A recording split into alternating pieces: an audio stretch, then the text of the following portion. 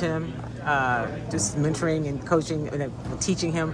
What do you see in him as a young player? I see a lot of myself that could have used the help of a veteran, somebody who had been playing the game, and just try to slow it down or explain it in a way that a player would understand. A new player, fresh, coming out of college, who pretty much knows nothing. This is a completely different game from college.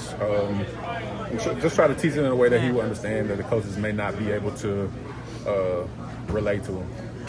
What do you see in a guy like him? I mean, I think maybe it's underestimated how much he's done. That's one of the, obviously, toughest spots to come in and play as a rookie. I've had it, yeah.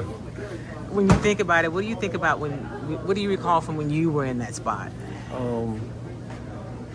I've always tried to not let coaches turn me into a robot and still be the athlete that God has blessed me to be, and use my abilities.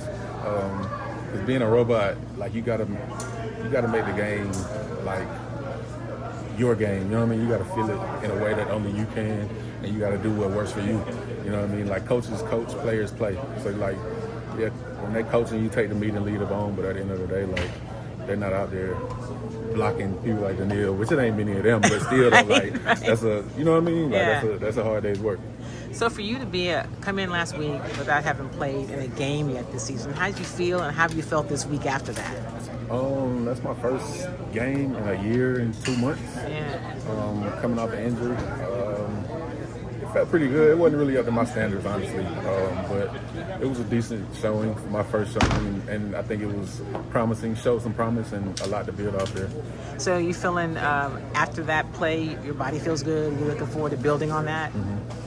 What do you see the future of this line to be? It's been obviously heavily criticized, but getting better each week. What do you see when you look at the other guys lined up? I think whenever we find a combination that works and get 5 guys up there that see the game through the same set of eyes and working together that way, I think we could be unstoppable.